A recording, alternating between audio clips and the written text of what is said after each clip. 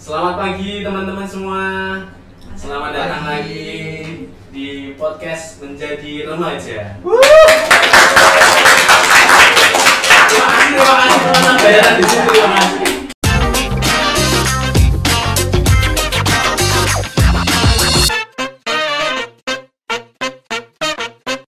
Ya, hari ini kita kedatangan 4 tamu nih dari dua unsur yang berbeda gitu. Jadi kita kedatangan tamu dari Institut Pemerintahan Dalam Negeri dan dari Universitas Gadjah Mada. Nah, langsung aja ya kita kenalan ya dari yang sebelah kiri saya. Monggo silakan, siapa Mas namanya? Nama saya Yanuar dari IPDN dari Jogja. Oke. Lahirnya Februari ya? Tahu aja. Oke, sebelahnya? Nama saya Zahra Oktaviana dari IPDN, asalnya dari Cilacap, Jawa Tengah. Dari Cilacap, Jawa Tengah ya. Iya. Terus sebelahnya siapa? Kenalin, nama aku Liana, biasa dipanggil Nana dari Jogja. Agak kejauhan ya mic-nya ya teman-teman ya. Tolong ini produksi. Sebelahnya lagi? Oke, halo, aku Claudia dari UGM dan asal aku dari Bekasi. Ya. Jadi ada Yanuar, Zahra, Liana, sama Claudia. Gitu. Nah, di sini kita akan membahas tentang gimana sih lifestyle atau gaya hidup di dua kampus yang mungkin kita anggap berbeda ya. Lifestyle-nya gitu. Yang pertama, Mas Yanuar, kalau sebagai mahasiswa itu berarti yang laki-laki ya. Mahasiswa di PDN itu seperti apa sih? Yang kita tahu ya, isu-isunya itu banyak yang ya Gitulah gitu yang sampai tahun berapa ya itu yang sampai ada yang meninggal katanya ya? tahun 2003 Nah, jadi sebenarnya gimana sih untuk menjadi mahasiswa di kampus yang punya trust issue seperti itu, gimana? Sebenarnya kehidupan di sana seperti apa? Oke, jadi gini Mas Adi ya. Sebenarnya gini, kalau di kami sebutannya bukan mahasiswa, tapi yang sebenarnya pelajar bagi yang Praja putra, bagi yang cowok pelajar putra, dan bagi yang cewek ini pelajar putri. Oh gitu. Nah, Artinya apa itu Praja? kalau praja kan sebenarnya dari kata pamong praja. Pamong itu yang mengemong dan praja itu masyarakatnya. Jadi kalau inti dari pendidikan di kami itu lulusannya itu diharapkan mampu mengemong masyarakat seperti itu. Dari bahasa Jawa ya? Bahasanya bahasa Jawa kuno, hampir ke Sanskerta Bapak.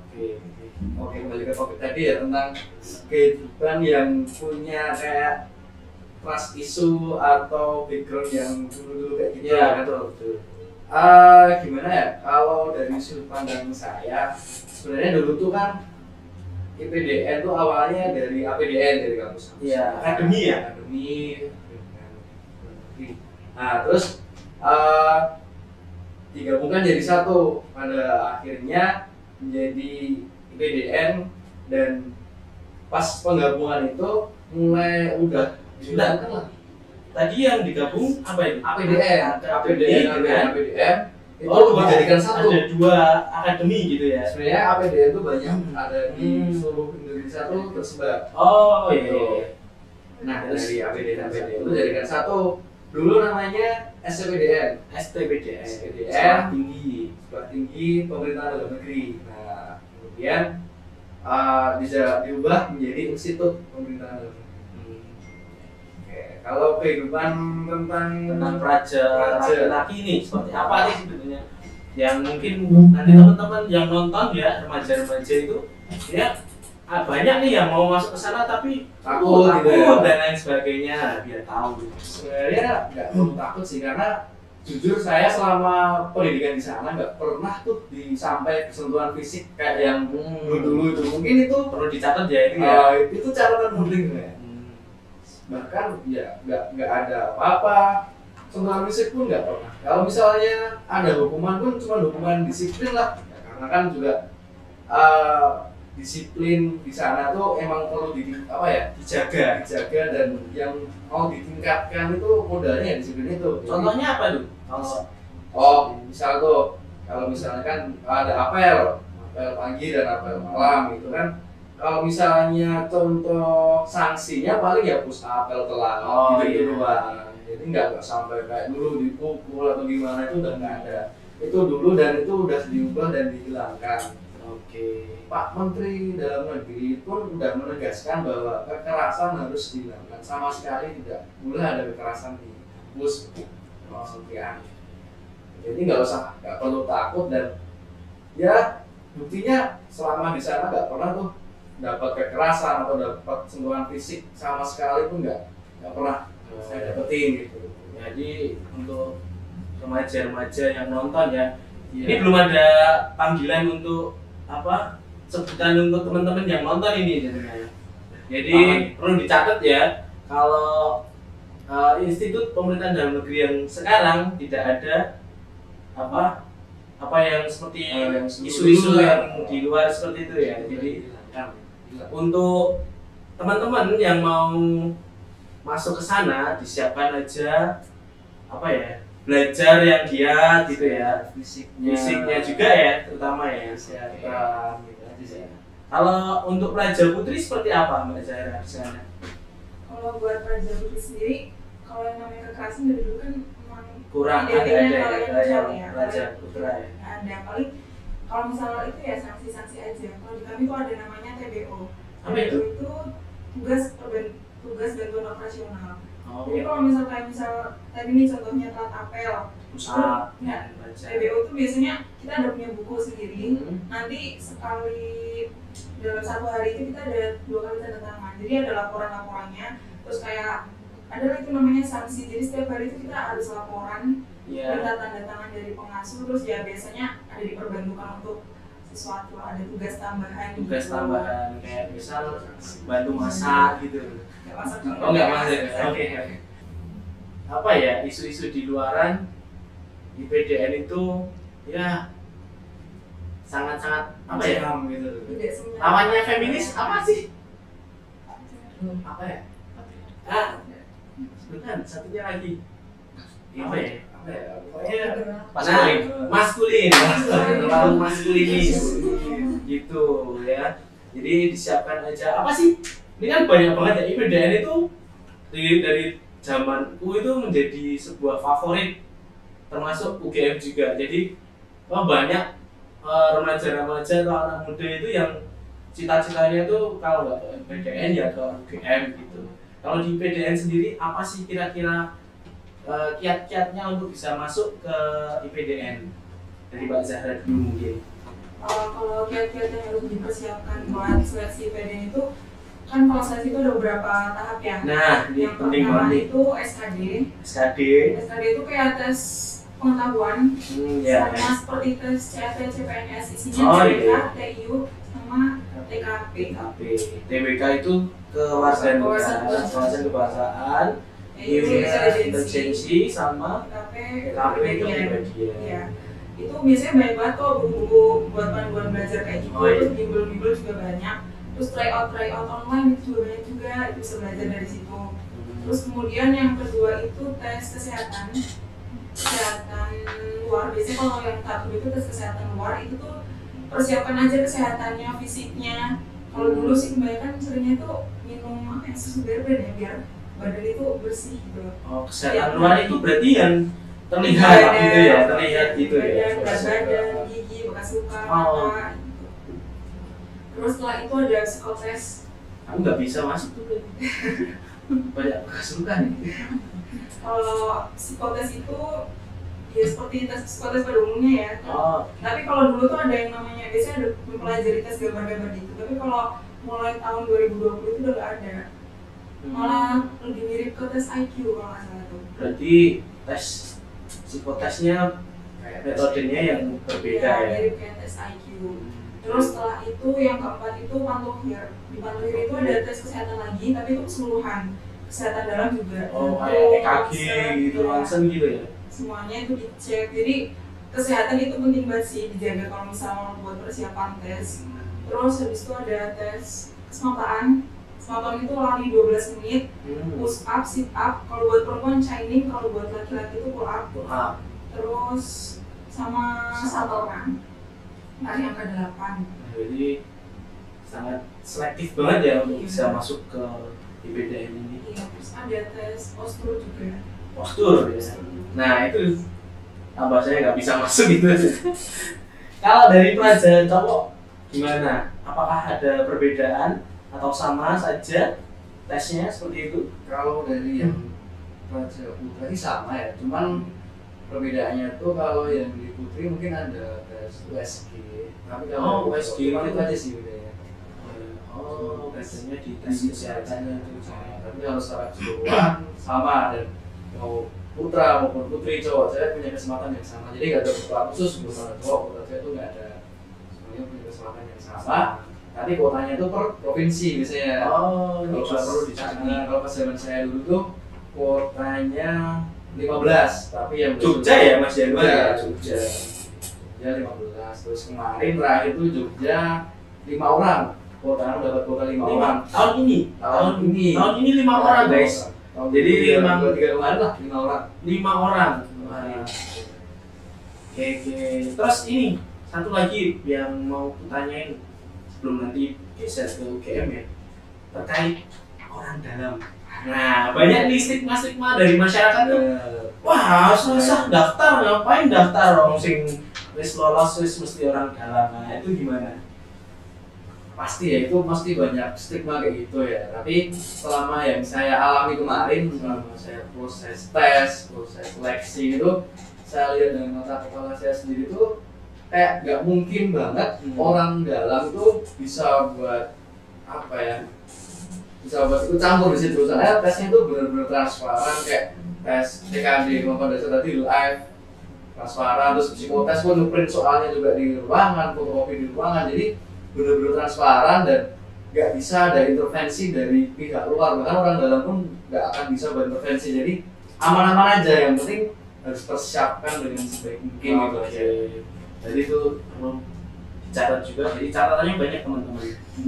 Ya, geser nih ke teman-teman yang dari UGM, dari kampus yang dulu aku ditolak teman-teman. Ya, dari Mbak Kak Liana ya, KJ. Gimana sih kuliah di UGM itu seperti apa? Apakah wah suatu kebanggaan nih bisa kuliah di UGM? Sebelumnya mau nanya dulu di fakultas apa? Fisipol. Semuanya dua-duanya Fisipol ya? Iya. Fisipol ya. Kalau jurusannya Sosiologi. dideketin Sosiologi. maaf ya. Sosiologi. Dua-duanya sosiologi ya? Iya. Banyak nih teman-teman yang di belakang layar dari sosiologi. Gimana? Bangga nggak bisa masuk ke UGM gitu? Jujur apa ya, aku tuh sebenarnya pengen masuk UGM itu dari SD gitu kan. Oh, cita-cita ya? Cita, soalnya sama orang tua tuh emang nggak boleh kuliah di luar kota, harus di Jogja aja gitu. Terus aku mikirnya kalau di Jogja ya paling bagus ya UGM, makanya dia dulu pengennya di UGM. Kalau ditanya suatu kebanggaan atau enggak, ya suatu kebanggaan karena masuk UGM itu kan saingannya cukup banyak. Iya, ya. betul. Terus sebagai salah satu yang keterima, apalagi aku itu maksudnya UTUL, jadi kayak itu kesempatan terakhir aku buat masuk UGM. Pinter ya berarti ya kelihatannya. Betul bro. Ya ujian tulis itu kayak kesempatan terakhir, jadi kayak orga gitu lah yang dapat universitas. Kayak ya teman-teman yang lain tuh udah dapat univ, udah buat SG segala macam. Itu aku belum dapet, tuh kayak sedih, kapan nih aku dapat universitas. Bahkan aku tuh mikir kayak apa aku gap year nyoba lagi di tahun depan. Ternyata Tuhan berkata lain, aku lolos di ujian tulis. Betul ya. Yeay. Kamu tahu dong, sebuah prestasi loh. Kita banget loh masuk ya, apalagi jalur utul ya. Terus kalau Mbak Kak siapa? Claudia gimana? Rasanya masuk UGM itu seperti apa sih? Sebenarnya Ya, lanjut. Sebenarnya ya senang, aku juga utul juga kesempatan terakhir aku dan ternyata aku bisa kuliah nih. Karena kuliah itu kan memang kayak jatuhnya suatu privilege ya. Itu aja udah suatu kebanggaan. Tapi ternyata sesudah masuk UGM rasanya itu banyak lagi yang lain. Tekanan dari luar, Mas. Kayak karena kamu UGM, kok kamu nggak bisa ini, kok kamu nggak tahu ini, gitu kan? Itu temen saya kayak gitu. kan? Nah, jadi mixed feelingnya, ada bangganya tapi ternyata banyak tekanan juga ya, bikin kita gimana ya, nanggepinnya gimana Kayak gitu. Wonder Woman gitu ya. Iya. Padahal kita manusia biasa juga Biasa. masuk UGM ya. Untung-untungan lagi Bisa di banget kesempatan juga. terakhir. Gitu sih, Mas. Kalau ini ngekos semua. Kalau ibu PDN nggak usah ditanya ya, nggak mungkin ngekos ya. Kalau ini semuanya ngekos. Ngekos. Oh, ngekos berarti dari luar kota ya. Kalau aku Oh iya. masih Jogja, cuman kan Jogja kan Bantul terus agak selatan kan. Oh. Itu perbatasan Bantul Gunung Kidul, terus kan Oh iya. jauh, terus aku juga ikut kegiatan, terus takutnya kayak capek PP kos. Oke. Nah, kalau ini yang nanya untuk apa? Mumpung kalian ngekos ya. Nah, kalau kehidupan di Jogja untuk remaja itu seperti apa sih? Ingin tahu gitu. Seperti apa lifestyle atau gaya hidup anak-anak remaja di Jogja, terutama mahasiswa itu seperti apa sih? Nah, bingung ya mau jawab ya. Apa santai aja. Kebetulan kan aku emang anak rantau ya dari Bekasi terus ngekos di Jogja. Ngelihat Jogja ini kita ngelihatnya kayak wah indah, terus murah-murah, juga banyak wisata. Terus kalau kehidupan anak kos di sini menurut aku, kalau aku pribadi mulai dari transportasi itu ya cukup apa ya? Memadai. Bukan memadai, apa? Sulit. Transportasi ya bisa-bisa aja lah kita nge-ojek online. Cuman Nggak cuman, terus ada cumannya. nggak cuman, mau ngejelasin dari transportasinya ya aman lah. Terus juga abis itu dari makanannya juga murah-murah, termasuk bilang murah.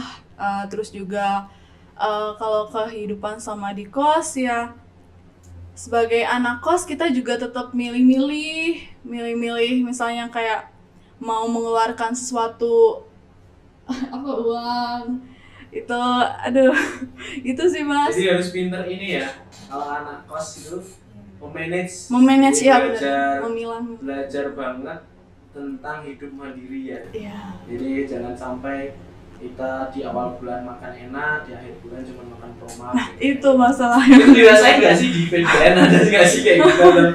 Ada udah ini ya. Kalau buat di Makan awal ya. bulan makan enak dan akhir bulan makan promo, alhamdulillah kita enggak ya.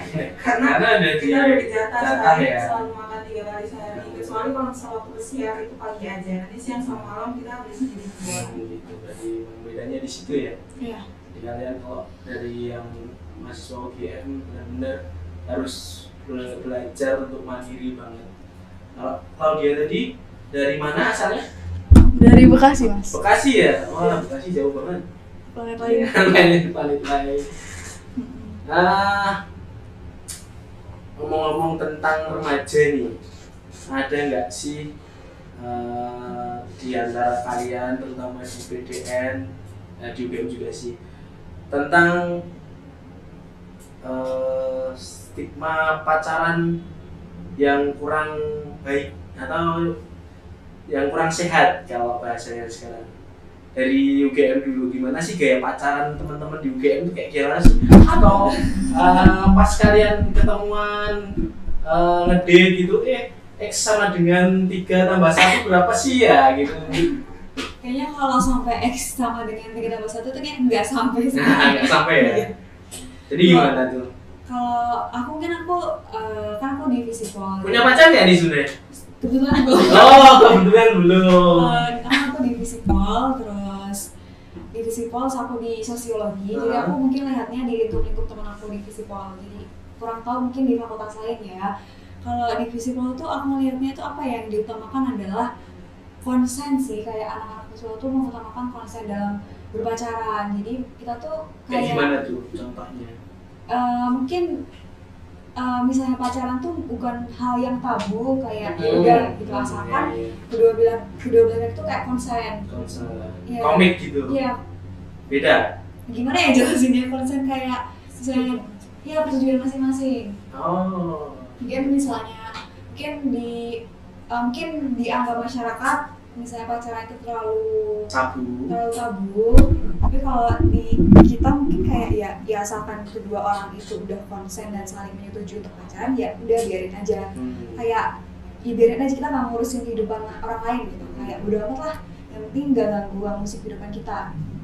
Itu sih kalau di Visipol bukan hal yang tabu dan bukan hal yang aneh.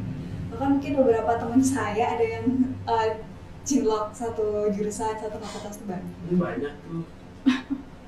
Ada tuh temen gue juga. Aku nggak tahu sekarang udah masih apa kan. Kalau di PDN nih, nah ini suatu pertanyaan yang apa ya, mungkin jarang ditanyakan ya. Untuk pacaran di PDN seperti apa sih? Ada nggak sih, malah lebih pertanyaannya ada nggak sih pacaran gitu? Iya, karena kan ya ketat sekali ya, karena kan kalian asrama juga gitu. Gimana? Kalau mungkin sebelum bahas pacaran, kita bahas kehidupan putra putri di sana dulu aja. Oke. Di sana tuh mulai dari asramanya sama putra dan putri itu jaraknya terpisah dan jauh. Kalau misalnya ketemu pun ya ketemu di kantin. Berarti ada ya yang ketemu ya gitu. Ya kalau pas ada kelas, ada jam kuliah sama di kantin gitu. Berarti banyak kan cinlok ya? Kalau cinlok sih ada, tapi banyak juga yang dari luar. Oh gitu. Banyak juga yang dari SMA, ada juga yang pas udah masuk terus menarik kenal orang luar itu bisa. Tapi kebanyakan LDR pun banyak di sana. Kalau yang satu kampus sih sebenarnya diatur malah di sana kan ada yang namanya Pertadupra, peraturan tata kehidupan pelajar. Itu diatur bagaimana seorang putra dan putri, cowok dan cewek dalam bertemu. Misalnya kalau jalan berduaan nggak boleh, kalau di sana misalnya berduaan jalan terus gandengan itu nggak boleh.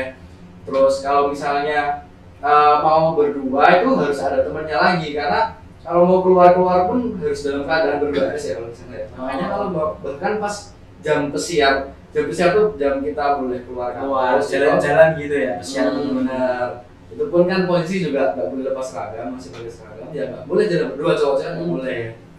Kalaupun dalam tata treat cowok ke cewek, kalau di sana tuh diatur juga kalau misalnya dalam mengantri ladies first atau dalam mau naik tangga, turun tangga, naik kendaraan, turun kendaraan, itu sebenarnya semua ada diatur di Pertadupra tadi kayak gitu kalau di sana. Jadi gimana kalau yang dari sisi cewek gimana? Karena menarik sekali ya, teman-teman dari UGM juga nggak sih? Ada pertanyaan nggak sih, gimana sih kalau teman-teman di PDN pacaran itu seperti apa sih gitu? Kalau dari saya sendiri ya, karena banyak sih teman-teman saya yang pacaran juga, yang cinlok sama sesama PDN juga ada, yang LDR juga ada banyak. Itu kalau misalnya yang cinlok tuh biasanya curi-curi waktu sih. Wah ini jawaban yang ditunggu teman-teman nih. Karena kan nggak bisa bebas ya, kayak anak-anak dari luar mungkin mereka setelah kuliah main atau gimana, kalau kita nggak bisa kan. Karena paling kalau misal ketemu, kalau yang satu kelas itu ketemu di kelas, kalau yang enggak kan nggak ada lagi waktunya, paling di kantin kalau misal ada waktu ke kantin. Nah itu aja sih. Jadi kalau yang LDR ya itu cukup izin ya. Berat sekali emang LDR itu. paling LDR ya teleponan tiap malam mungkin. Kalau ada waktu. Boleh ya bawa alat komunikasi, masih boleh? Sekarang boleh soalnya udah diizinkan. Tapi ya tetap terbatas. Kalau teleponan tuh ya ala kadarnya aja. Nah, ini dari PDN mungkin ada nggak yang mau ditanyakan ke teman-teman dari kampus umum nih? Mungkin kegundahan hati gitu, apa sih? Oh, kalau di PDN seperti ini di kampus umum ada nggak ya gitu? ada nggak sih, atau sebaliknya dari BM ada nggak sih pertanyaan dari dalam hati tentang IPDN seperti apa gitu, ada nggak? Nggak ada. Mungkin aku mau bertanya sih kan. Iya. IPDN itu kan salah satu ikatan dinas gitu. Nah, untuk nanti prospek kerjanya itu apakah sudah dicarikan ke mungkin di sini teman-teman yang nonton pasti pada kepo juga nggak sih kayak kedepannya bakalan ditempatkan di mana, itu alurnya itu kayak gimana sih sebenarnya untuk penempatan segala macamnya. Dari after mereka kuliah ya, seperti apa tuh? Kalau untuk lulusan kami nanti setelah kita kuliah 4 tahun, setelah lulus tuh nanti statusnya CPNS. Sudah CPNS. Selama 1 tahun nanti kita mengganti CPNS di daerah masing-masing, tergantung provinsi masing-masing sih. Kalau misal di provinsi saya di Jawa Tengah itu 3 bulan dulu magang di kecamatan, 3 bulannya di OPD kabupaten, terus nanti terakhir 6 bulan di provinsi. Oh, berarti pasti di provinsi ya? Maksudnya di lembaga pemerintah di tingkat provinsi ya? Kalau itu sih masih magang. Nanti kalau untuk PNS-nya setelah 1 tahun magang baru keluar SK PNS, dari itu penempatannya sesuai dari provinsi. Oh, oke. Kalau Yanuar di Jogja apakah sama dengan Jawa Tengah? Kalau di Jogja sih, kalau yang CPNS itu CPNS-nya ya nanti yang ngatur dari provinsi. Misalnya dari provinsi itu ada 10 orang nih dari lulusan dari Jogja nih. Terus dari provinsi itu mau disebar nggak? Misalnya Kabupaten Bantul dapat 3 orang, Ponorogo 4 dan seterusnya. Nah, nanti tinggal dari PKD kabupaten ataupun kota nanti yang mengatur mau di OPD kabupaten atau di kecamatan. Nah, pas pengangkatan PNS kembali lagi ke PKD provinsi, mau ditempatkan di mana, mana yang kosong, mana yang ada permintaan pegawai yang mana gitu. Nanti kan biasanya pada OPD itu pada minta kuota ASN lah biasanya di PKD provinsi itu. Jadi teman-teman remaja ini kalau sebutannya sekarang itu apa ya? Idaman mertua. Nah, jadi dari kuliah aja udah menjadi idaman mertua. Terus ada lagi apa tuh sebutannya halo dek ya? Kamu sering nggak gitu? Tiba-tiba DM halo dek gitu ya nggak? Kalau saya sih malah nggak berani. Oh nggak berani malahan gitu. Kalau kirain salah satu halo dek. Tapi ada nggak sih itu? Maksudnya beneran ada nggak sih halo dek itu? Kalau saya tuh baca-baca di Twitter sih kayak itu saya konten. Kalau di realnya di kampus gitu tuh nggak teman-teman kan gimana ya? Paling biasanya sih kalaupun mau kenalan tuh paling temennya SMA dulu atau gimana gitu. Kalau model itu kalau menurut saya agak cringe gimana gitu kayak mungkin lebih ke sopan santunnya aja gitu. Ini salah satu raja yang baik dari para mertua ya. Bisa ini milih yang luar coblos nomor 1. Oke, kalau dari PDN ada nggak nih yang mau ditanyakan kepada teman-teman yang di kuliah di umum spesifiknya UGM? Mungkin kalau pertanyaan dari saya ya agak penasaran juga. Tadi udah tak tanyain jomblo. Wah, gimana tuh? Kalau dari saya sih biasanya kan kalau dari UNIF tuh pada magang buat CV dan ada juga yang buat ngasih nilai. Nah itu kalau menurut kalian seberapa pentingnya sih CV atau seberapa berpengaruhnya sih CV bagi kalian pas besok lulus gitu? Mungkin itu aja dari saya. Dan yang bisa dimasukin CV itu apakah sejalur sama prodi ataupun enggak gitu? Mungkin ngomong-ngomong soal CV, mungkin ini adalah salah satu mungkin tadi kau sudah ceritain kalau misalnya tekanan dari luar kan, dari luar ini tekanan dari dalam dari mahasiswanya sendiri. Aku melihat tuh mahasiswa UGM tuh bener-bener pada ambis, entah itu organisasi, entah itu akademik, mereka tuh sama-sama kayak pengen memperbaiki CV, pengen bagusin LinkedIn, bagusin CV. Jadi banyak banget kayak kepanitiaan organisasi yang diikutin gitu. Contohnya kalau di UNIF itu yang paling populer itu panitiaan PPSB Palapa, terus Galax itu tuh rame gitu kan dari anak-anak UGM. Kalau misalnya tingkat fakultas mungkin kayak ospek jurusan sama kegiatan UKM, contohnya BMKM di mana fakultas itu banyak lah komunitas sampai sekarang. Tapi mulai pemerintahan di Nadiem Makarim itu kan ada program magang merdeka. Dan itu tuh kayak aku lihat dari omongan Fatin juga, dengan adanya magang merdeka itu tuh anak-anak UGM terutama itu mulai bergeser lah peminatnya. Kayak dari awal tuh mereka fokus organisasi aja, sekarang mulai nambah lagi ke magang. Jadi antara organisasi magang tuh sama-sama dikejar lah buat lulusin CV. Bahkan banyak banget anak UGM itu yang diriin startup mandiri. Contohnya ada teman saya juga, terus banyak juga anak UGM tuh kayak setiap liburan tuh pada magang gitu. Iya, kayak aku ngeliat setiap kayak contohnya liburan semester ini tuh tiap lihat SG temen tuh kayak oh ini lagi magang di ini lagi magang di ini, kayak semuanya tuh magang. Kayak semua itu FOMO, sama-sama pengen ngebagusin CV, ngebagusin LinkedIn, sama-sama pengen punya karir yang bagus gitu masa depannya. Ada yang ikut ISMA, ada yang ikut exchange, segala macam tuh banyak banget. Jadi mungkin itu salah satu tekanan kita ya, selalu kayak FOMO atau mungkin bisa dibilang termotivasi juga melihat teman-teman kayak semakin berkembang. Kayak misalnya kadang aku suka mikir kayak apa aku ini cuman stuck di sini-sini aja, kayak teman-teman udah sampai sini mungkin bisa jadi kadang suka insecure juga kayak lihat teman-teman udah sampai magang mana-mana kayak cuman di sini-sini aja kayak gitu sih. Jadi mungkin dari dia ada yang ditambahin.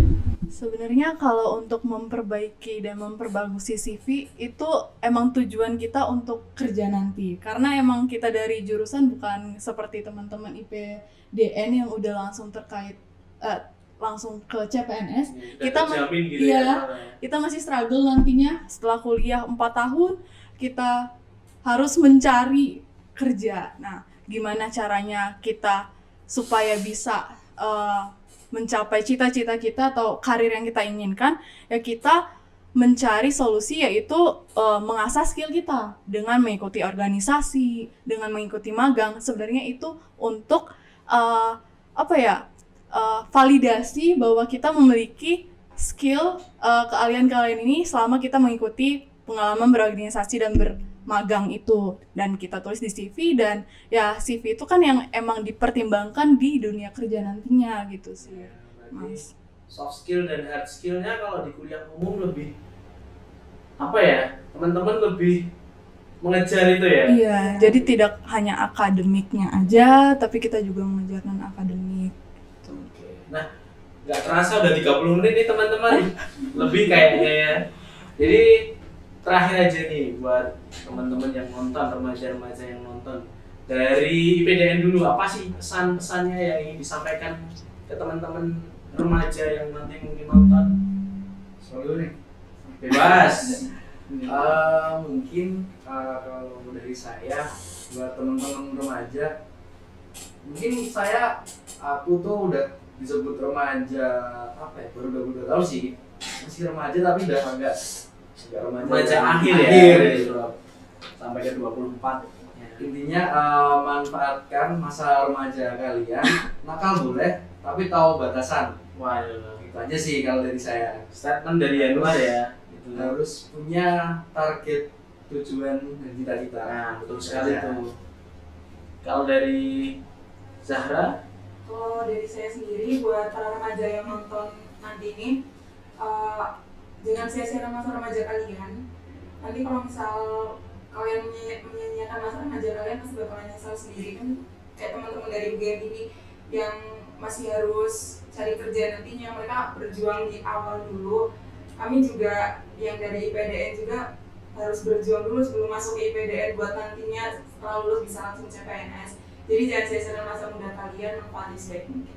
Oke, luar biasa ya teman-teman ya, narasumber kita pada pagi hari ini ya. Dari UGM gimana mungkin ada quote-quote tersendiri gitu yang didapat dari UGM? Silakan untuk teman-teman remaja yang nonton mungkin. Mungkin dari aku sendiri buat teman-teman yang nonton, rajin belajar, rajin mencari ilmu, jangan gampang untuk termakan hoax dengan video-video TikTok yang cuma beberapa detik itu. Lebih pintar lagi memilih sumber bacaan dan apa ya, patuh kepada orang tua gitu sama Template ya, seperti orang tua saya. patuh kepada orang tua karena apa ya, doa orang tua adalah restu Allah lah. Luar biasa. Quote mungkin ini aku sering dengar berulang kali dari teman-teman UGM. Biasanya template ini sering digunakan gitu. UGM tidak pernah salah untuk memilih pundaknya. Wih. Satu kalimat tapi sangat berarti ya dari Klau. Dari aku untuk teman-teman remaja di sana, persiapkan masa depan kalian sedini mungkin, tapi jangan FOMO-an gitu sih. Itu aja ya. Cukup Iya. ya. Oke teman-teman, nggak terasa kita udah setengah jam lebih berbincang-bincang ya. Kalau ngobrol asik tuh nggak terasa ya. Jadi kita sudah di akhir video, langsung di apa sih kalau tadi di akhir tuh pokoknya udah ya. Terima kasih. Wassalamualaikum